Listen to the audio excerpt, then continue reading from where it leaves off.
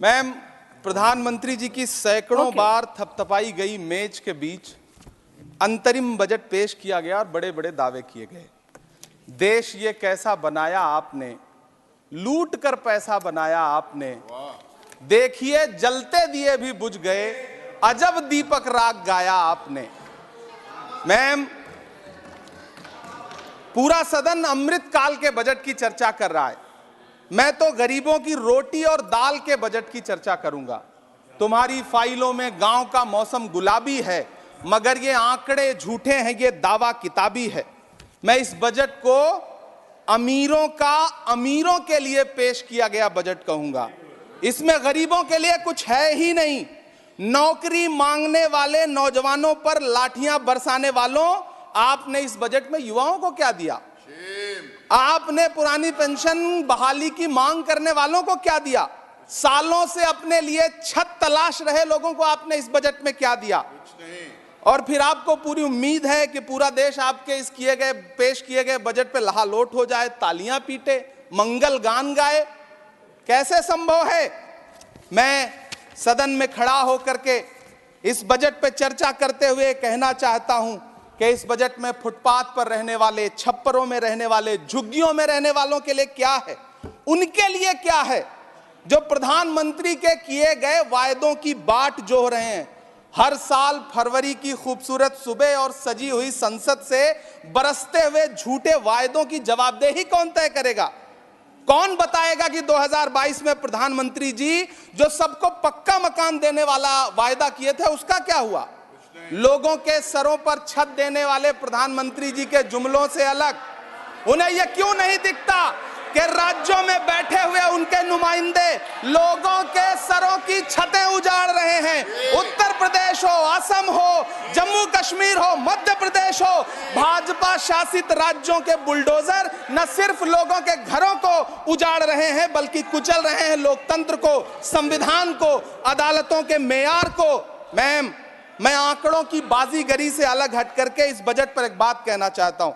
आंकड़े तो ऐसे हैं इस बजट के, ये कह रहे हैं 4 करोड़, वित्त मंत्री जी 3 करोड़ कहती हैं, प्रधानमंत्री जी 4 करोड़ कहते हैं। पहले तो आप इस झूठ में ही आपस में ही सलट लीजिए कि 4 करोड़ सही है या 3 करोड़ सही है। आंकड़े तो ऐसे हैं इस बजट के मैम कि जो सुने वो बस पथराई आंखें लेकर किंग कर्तव्य विमूढ़ हो जाए। लेकिन झील में पानी बरसता है हमारे देश में, झील में पानी बरसता है हमारे देश में, खेत पानी को तरसता है हमारे देश में, जिंदगी का हाल खस्ता है हमारे देश में, दूध महंगा खून सस्ता है हमारे देश में। मैम, रोजगार, महंगाई, किसान, मनरेगा, पेट्रोल डीजल के दाम, गैस सिलेंडर के दाम, फसलों की एमएसपी की गारंटी, इन सब जन सरोकार की बातों से इस बजट का कोई लेना देना नहीं। हमारे ट्रेजरी बेंच के साथी हंगामा कर रहे हैं। मैं तो कहना चाहता हूं मैम, वो एक बार इनके एक नेता एक गांव में गए और उन्होंने गांव में कहा कि गांव वालों आओ, मैं तुम्हारी समस्याएं समाप्त करना चाहता हूं। गांव वाले इकट्ठा हो गए। नेताजी ने गांव वालों से कहा बताओ तुम्हारी 2 समस्याएं बताओ, मैं दोनों समस्याओं का यहीं पे समाधान करूंगा। तो गांव वालों ने कहा साहब हमारी पहली समस्या है कि हमारे यहाँ कोई हॉस्पिटल नहीं है। तो नेताजी ने मोबाइल निकाला, कहीं फोन मिलाया और मिला के फोन पे पता नहीं क्या कुछ कहा कि यहाँ गांव में हॉस्पिटल नहीं है, हॉस्पिटल तुरंत, यहाँ हॉस्पिटल चाहिए। गांव वाले खुश हो गए कि 1 मिनट में यहाँ हॉस्पिटल आ रहा है। अगली समस्या के बारे में उन्होंने, नेताजी ने गांव वालों से कहा कि मैंने आपकी पहली समस्या समाप्त कर दी, दूसरी समस्या बताओ। तो गांव वालों ने कहा साहब इस गांव में कोई भी मोबाइल का नेटवर्क ही नहीं है। ये है इनके काम करने का तरीका, ये है झूठ बोलने का तरीका। इन्होंने वायदे किए बड़े बड़े, जो 10 साल के इनके वायदे हैं, मैं उनके बारे में बात करूंगा। वायदों से ज्यादा इनके नारों पे बात करूंगा। पहला नारा था बहुत हुई महंगाई की मार, अब की बार मोदी सरकार।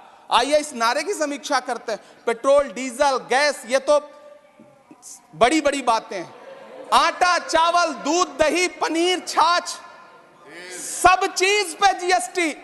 अरे ये फिल्में टैक्स फ्री करने वाले लोग कफन तक पर जीएसटी लगा रहे हैं और ये गरीबों की बात करते हैं।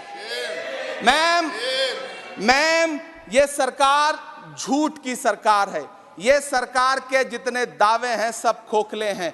आज प्रधानमंत्री जी कह रहे थे सबका साथ सबका विकास। ये कैसा सबका साथ सबका विकास है कि मौलाना आजाद नेशनल फेलोशिप आपने बंद कर दी, आपने माइनॉरिटी डिपार्टमेंट का बजट घटा दिया। आप कह रहे हैं सबका साथ सबका विकास। आप बात करते हैं बेटी बचाओ बेटी पढ़ाओ। हमारी आंखें हाथरस से लेकर कठुआ से लेकर के और देश की जंतर मंतर की सड़क वो देख रहे हैं जब हमारी ओलंपिक पदक लाने वाली बेटियों को प्रधानमंत्री की चौखट पे अपना मेडल रख देना पड़ रहा है। इससे शर्मनाक क्या हो सकता है। मैम, कृषि विकास दर जो 2014 में 4.6% थी, इस वर्ष गिरकर 1.8 कैसे हो गई?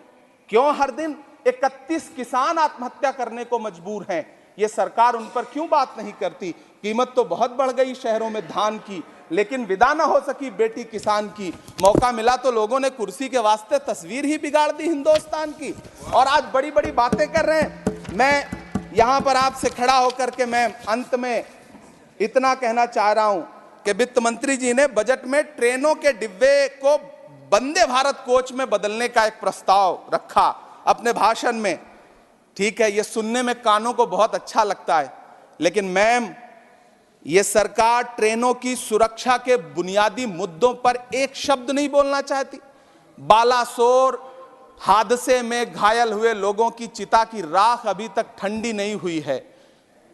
वंदे भारत के वीडियो पोस्ट करने वाली ये सरकार कभी भारत की जनरल डिब्बों की, रेलवे के स्लीपर क्लास डिब्बों की वीडियो अगर पोस्ट करे ट्विटर पे तब समझ में आए। बिहार से, इलाहाबाद से, लखनऊ से दिल्ली आने वाली, मुंबई जाने वाली ट्रेनें देख लीजिए, उनकी हालत देख लीजिए, तो आपको लगेगा कि ये वही ट्रेनें हैं। आज स्थिति ये है कि रेलवे स्टेशन तो छोड़िए, रनवे पर खाना खिला रही हैं आपकी प्राइवेट एयरलाइंस। अभी आपने जुर्माना लगाया है, नोटिस दिया है एक एयरलाइंस को। यह स्थिति आपने करके रख दी है ट्रेनों की, एयरलाइंस की। ऐसे में मैम, कागजों पर तो आप कितना भी वंदे भारत और बुलेट ट्रेन सर पर दौड़ा लीजिए, लेकिन असल में भारत की ट्रेनों की डिब्बों की सवारियों की हालत देखने लायक है। अगर सरकार खुली आंखों से उसे देखना चाहे तो देखे और उनकी स्थिति सुधारे। आज प्रधानमंत्री जी ने अपने भाषण में यहां खड़े होकर कई बार न्यू मिडिल क्लास की बड़ी चर्चा की, न्यू मिडिल क्लास जनरेट करेंगे। लेकिन मैं तो यहां खड़ा होकर के सरकार से कहना चाहता हूं कि न्यू मिडिल क्लास का जुमला अपने पास रखिए। यह बताइए कि जो पुराना मिडिल क्लास है उसके साथ आप कैसा व्यवहार कर रहे हैं। आज उसकी स्थिति क्या है?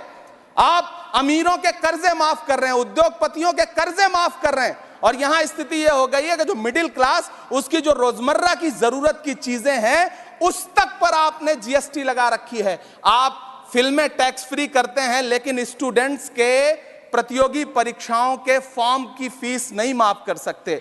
आपको बाकी जगहों पर टैक्स लेना है, हर जगह टैक्स लेना है। मिडिल क्लास से आपका कोई रिश्ता नहीं। मिडिल क्लास तो आपसे कह रहा है कि मोहब्बत, भाईचारे के दीवाने दिन ही लौटा दो, वो सस्ती दाल सब्जी के सुहाने दिन ही लौटा दो। ये अच्छे दिन तो अंबानी अडानी को मुबारक हो, हमें ऐसा करो साहब पुराने दिन ही लौटा दो। वो पुराने दिन जो बहुत अच्छे थे, वो पुराने दिन जहां लोग एक दूसरे से मिलजुल करके रहते थे। मैम, इलाहाबाद, दिल्ली, कोटा जैसे शहरों में छोटे छोटे कमरों में अभावों के साथ पढ़ाई कर रहे युवा किताबों के साथ गल चुके हैं। उनके हिस्से अधेड़ अवस्था तो आई है, लेकिन नौकरी और रोजगार नहीं आया। हर साल 2 करोड़ नौकरियां देने का दावा करने वाली ये सरकार 10 साल में युवाओं को नौकरियां नहीं दे पा रही है। 20 करोड़ नौकरियों का बोझ है इस सरकार के कंधे पर, और 2024 में देश देखेगा कि उन्हीं 20 करोड़ नौकरियों के बोझ तले दबकर बैठ जाएगी ये सरकार। ये देश देखेगा, क्योंकि जिस ओर जवानी चलती है उस ओर जमाना चलता है। देश का युवा नाराज है, देश का युवा गुस्से में है। ऐसे में उसकी पीड़ा को इस बजट में कहीं भी आवाज देने की कोशिश नहीं की गई। मैं आपके बीच खड़ा हूं, मैं तो वित्त मंत्री जी का भाषण सुन रहा था। यह कहा जा रहा था ये अमृत काल का बजट है, ये अमृत काल का बजट है।